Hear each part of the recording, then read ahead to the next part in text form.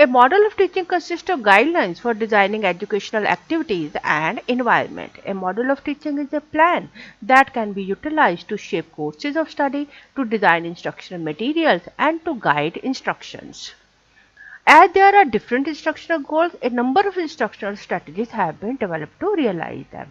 Models of teaching can be used by teachers in teaching learning process for achieving different instructional objectives. अब क्योंकि instructional objectives बहुत सारे हैं और समय समय पर बदलते रहते हैं, इसलिए अध्यापक को कई सारे डिफरेंट मॉडल्स ऑफ टीचिंग की ज़रूरत पड़ती है। आज हम पढ़ने वाले हैं मॉडर्न मॉडल्स ऑफ टीचिंग के बारे में। मॉडर्न मॉडल्स ऑफ टीचिंग बहुत सारे हैं, इसलिए इनके बारे में जानकारी लेने का एक आसान तरीका होगा कि हम इनको क्लासीफाई करके पढ़ें या ग्रुप करके पढ़ें। आज हम पढ़ने वाले हैं ब्रूस जॉयस और मार्शा वेल की 4 फैमिली क्लासिफिकेशन जो उन्होंने 1985 में डेवलप करी। अब ये जो क्लासिफिकेशन है ये हमें हेल्प करती है कि हम इन टूल्स के बारे में जानकारी हासिल कर सकें, जिससे हम अपनी टीचिंग लर्निंग को बेहतर बना सकें।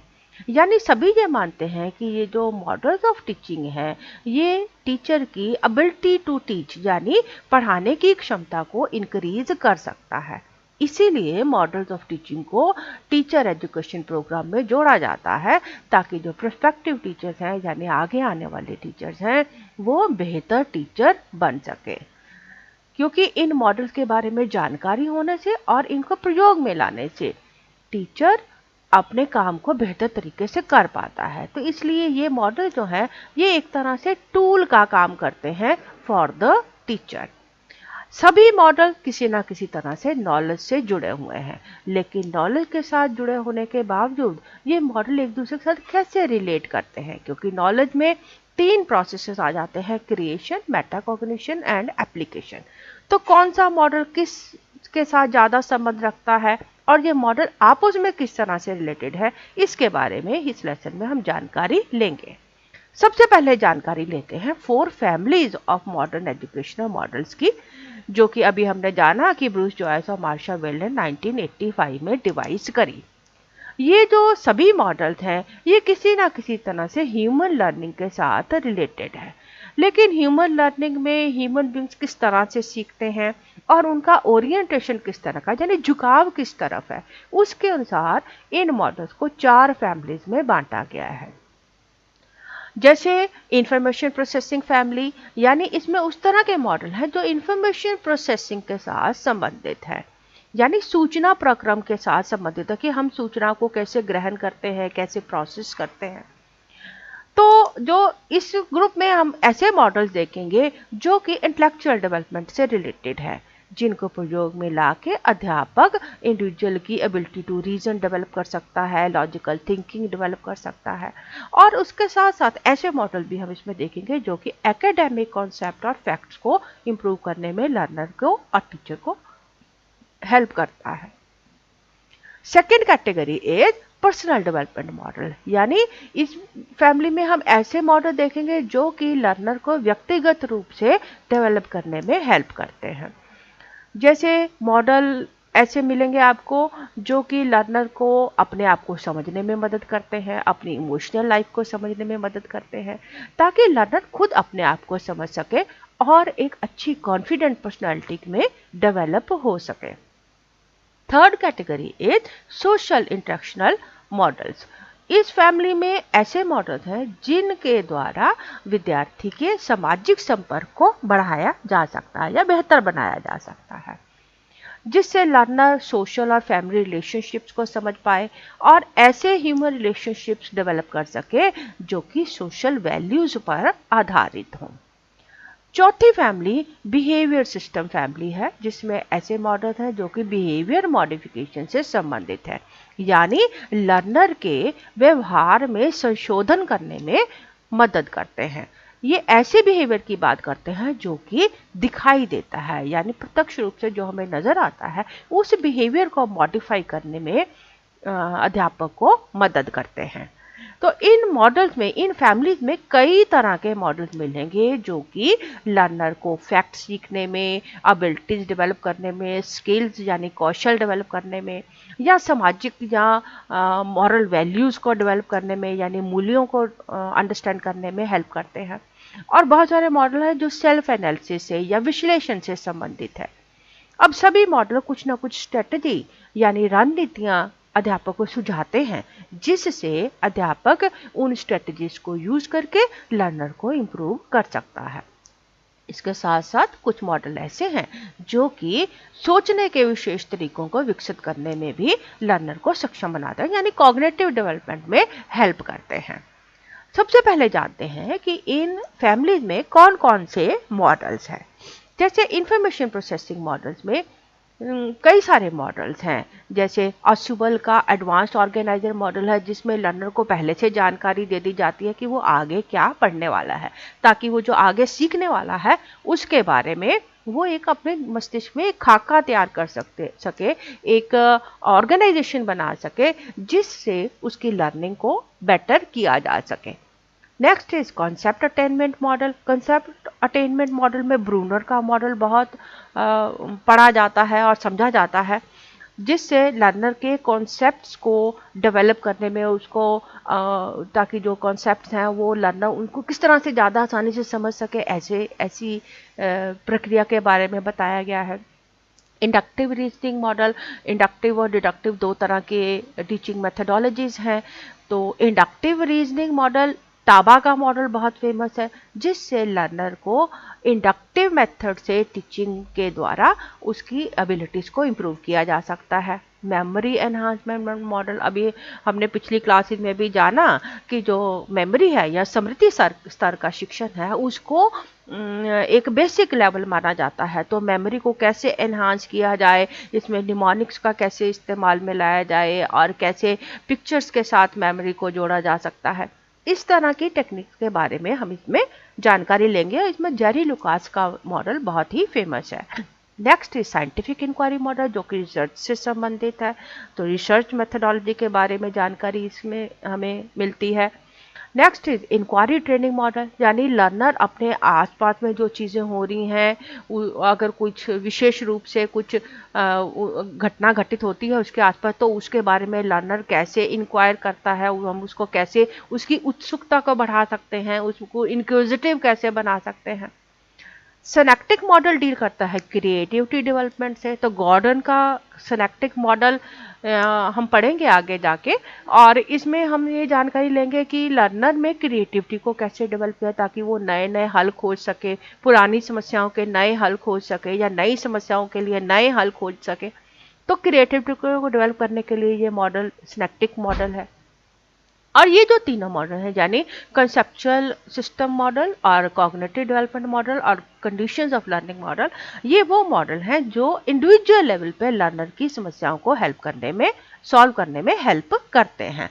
जैसे कंसेप्चुअल सिस्टम मॉडल में हंट का मॉडल है, जो कि मॉडल हमें हेल्प करता है कि लर्नर किस तरह से अपना जो आसपास का जो इन्वायरमेंट है उसको समझ के उसके बारे में किस तरह से कॉन्सेप्ट डेवलप करता है। कॉग्निटिव डेवलपमेंट मॉडल जैसा नाम से संबंधित है, ये ग्रोथ डेवलपमेंट मॉडल है कि लर्नर किस तरह से अपनी कॉग्निटिव एबिलिटीज को डेवलप करता है और कैसे हम कॉग्निटिव डेवलपमेंट को ग्रोथ स्टेजेस के साथ सिंक्रोनाइज कर सकते हैं। इसमें हम पियाजे का मॉडल आगे जाके पढ़ेंगे। कंडीशंस ऑफ लर्निंग मॉडल में गेने का मॉडल बहुत ही फेमस है, जो कि लर्निंग कंडीशंस को डिवाइस के बारे में। कंडीशंस ऑफ लर्निंग मॉडल में गेने का मॉडल बहुत ही इंपॉर्टेंट है, जो कि हमें हेल्प करता है टू अंडरस्टैंड कि हम कैसे बेहतर कंडीशंस बना सकते हैं। पर्सनल डेवलपमेंट मॉडल में नॉन डायरेक्टिव टीचिंग मॉडल है, जिसमें कुछ भी स्ट्रक्चर्ड करिकुलम नहीं रहता और लर्नर अपने एनवायरनमेंट के अनुसार किस तरह से सीख पाता है, और ये बिल्कुल ही स्टूडेंट सेंटर्ड मॉडल है। स्टूडेंट अपने हिसाब से किस तरह से जानकारी ग्रहण करता है। सोशल प्रॉब्लम सॉल्विंग मॉडल, ये वो मॉडल है जो कि सोशल समस्याओं के बारे में, यानी लर्निंग में जो सोशल प्रॉब्लम्स हैं उनके बारे में लर्नर को क्लासरूम ट्रेनिंग के द्वारा उन समस्याओं को सुलझाने में हेल्प करता है। तो इसमें विलियम ग्लेजर का मॉडल बहुत ही फेमस है और बहुत ही आसानी से समझ में आने वाला मॉडल है। Next is awareness training model, जो कि लर्नर को अपने आसपास होने वाली नई चीज़ों के बारे में जानकारी देता है। Next family is social interaction family. Social interaction family मतलब जो सामाजिक रूप से लर्नर को सीखने में मदद करने वाले मॉडल्स हैं। जैसे ग्रुप इन्वेस्टिगेशन मॉडल है, जिसमें लर्नर ग्रुप बना के किसी एक समस्या के बारे में जानकारी लेते हैं। इसमें ऐसे मॉडल हैं जिसको ग्रुप वर्क के साथ जोड़ा जाता है। तो इसमें डीवी का ग्रुप इन्वेस्टिगेशन मॉडल हम आगे जाके पढ़ेंगे। रोल प्ले मॉडल बहुत ही कॉमन है, बहुत लोगों ने इसके बारे में पहले से सुना होगा, जो एक्सपीरियंशियल लर्निंग के ऊपर बेस्ड है, खुद करके सीखने में लर्नर की हेल्प करता है। सोशल इंक्वायरी मॉडल सोशल समस्याओं के बारे में या सामाजिक समस्याओं के बारे में किस तरह से जानकारी बनाई जाए। जैसे यहाँ पर हमने पढ़ा था साइंटिफिक इंक्वायरी मॉडल, जो साइंटिफिक रिसर्च से संबंधित है। सोशल इंक्वायरी मॉडल सोशल समस्याओं के बारे में रिसर्च पर संबंधित है। ज्यूरिस्प्रूडेंशियल इंक्वायरी मॉडल, ये भी एक बहुत फेमस मॉडल है, जो कि जुडिशियल प्रोसेस के साथ भी संबंध रखता है और किस तरह से हम जो अपनी जानकारी है उसको एविडेंस बेस्ड करते हैं और एविडेंस के तथ्यों को, मूल्यों को किस तरह से पहचानते हैं, उससे संबंधित है। Next is laboratory training model. तो नेशनल लेबोरेटरी ट्रेनिंग लैब्स ने कुछ मॉडल डेवलप किया है which is known as laboratory training model, और ये ऐसा मॉडल है जिसमें ग्रुप ऑफ इंडिविजुअल्स आपस में मिलके बातचीत के द्वारा खुद अपने आप से अपनी समस्याओं को हल निकालने में सक्षम बनते हैं, यानी एक इंसाइट डेवलप करते हैं जिससे वो खुद अपनी समस्याओं को निपटारा उनका कर पाए। Next is behaviour modification family. Behaviour modification family में जैसे अभी हमने जानकारी ली थी कि हम ऐसे मॉडिफिकेशन की बात करते हैं, ऐसे बिहेवियर की बात करते हैं जो कि प्रत्यक्ष रूप से नजर आता है। इसमें स्किनर का प्रोग्राम लर्निंग मॉडल है, जो कि लर्नर के बिहेवियर में दिखने वाला जो प्रत्यक्ष उसमें डेवलपमेंट है उसको डेवलप करने में हमें हेल्प करता है। Another is mastery learning model. Mastery learning model में मतलब ये है कि लर्नर तब तक अगले स्टेप पर नहीं जाता जब तक वो पिछले लेवल की मास्टरी या महारत हासिल नहीं कर लेता।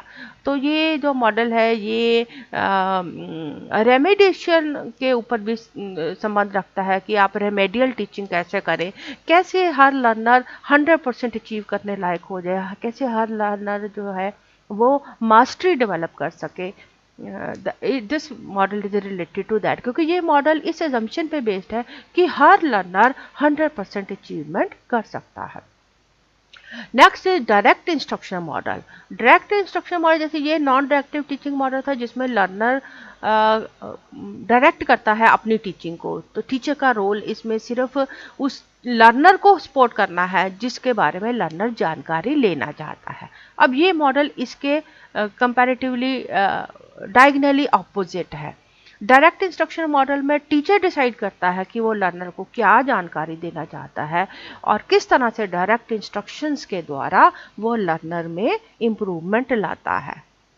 सिमुलेशन मॉडल ये भी एक ऐसा मॉडल है जिसको बहुत स्टडी किया जाता है फॉर ट्रेनिंग के तौर पे, जिसमें एक ऐसा सिमुलेटेड इन्वायरमेंट बनाया जाता है, एक ऐसा इन्वायरमेंट बनाया जाता है जो रियल से मिलता जुलता है, जिसमें सिमुलेशन के द्वारा लर्निंग की जा सकती है। सोशल लर्निंग मॉडल में बहुत ही फेमस मॉडल हम पढ़ने वाले हैं बंडूरा का। बंडूरा ने सोशल लर्निंग थ्योरी डेवलप करी जो कि इस चीज़ से संबंधित है कि हम सोशल एनवायरनमेंट में किस तरह से सीखते हैं। तो आपने देखा कि in different types of categories में, चारों कैटेगरीज में कई तरह के मॉडल्स हैं। अब ये मॉडल की जो लिस्ट है ये एग्जॉस्टिव नहीं है, ऐसा नहीं कि इतने ही मॉडल हैं, और भी बहुत सारे मॉडल्स आपको मिलेंगे। ये हमने जो मॉडल पढ़े हैं या ये जो हमने ग्रुपिंग पढ़ी है, ये हमने मार्शावेल की जो 4 कैटेगरी सिस्टम है उसके अनुसार हमने इनका कैटेगराइजेशन पढ़ा है, और इन सभी मॉडल्स के बारे में हम आगे आने वाले लेसन में पूरी जानकारी लेंगे। ये जो सारे मॉडल्स हैं ये किसी ना किसी तरह से ये रिलेटेड हैं टीचिंग के साथ, या इनका जो नेचर और जो पर्पस है वो एजुकेशन के साथ रिलेटेड है। लेकिन एजुकेशन में कौन कौन से एरियाज होते हैं, किस तरह से नॉलेज को हम गेन करते हैं, किस तरह से नॉलेज हमारी लाइफ को इम्पैक्ट करती है, इसके संबंध में हमारे पास 3 प्रश्न आते हैं। पहला ये कि नॉलेज किस तरह से क्रिएट होती है, यानी ज्ञान बनता कैसे है। दूसरा कि लर्नर अपने माइंड में किस तरह से जो उसके पास ज्ञान है उसे को वो बिलीव्स में और वैल्यूज में कैसे कन्वर्ट करता है। और तीसरा प्रश्न हमारे दिमाग में आता है कि ये जो ज्ञान का भंडार हर लर्नर के पास होता है, हम उसको लाइफ में प्रयोग में कैसे लाते हैं। इसके अनुसार इन मॉडल में आपसी संबंध बिठाए जा सकते हैं, क्योंकि आप देखेंगे जब इन लॉ मॉडल्स के बारे में हम डिटेल में पढ़ेंगे तो आप जानेंगे कि ये मॉडल एक दूसरे के साथ भी रिलेट करते हैं। ऐसा नहीं है कि एक मॉडल सिर्फ एक ही काम करता है, यानी एडवांस ऑर्गेनाइजर मॉडल सिर्फ एक पर्टिकुलर सेगमेंट में ही हेल्प करता है। ये एक दूसरे के साथ संबंधित भी हैं, क्योंकि ये behaviour modification model social interaction के साथ भी रिलेटेड है, पर्सनल डेवलपमेंट के साथ भी रिलेटेड है। तो इंफॉर्मेशन प्रोसेसिंग, जो बच्चा अच्छा इंफॉर्मेशन प्रोसेसिंग कर सकता है उसका कॉन्फिडेंस लेवल हाई होता है, कॉन्फिडेंस लेवल हाई होता है तो उसका पर्सनल डेवलपमेंट भी अच्छा होता है, उसके बिहेवियर में भी चेंज आता है। तो इस तरह से ये मॉडल एक दूसरे से मिले हुए हैं।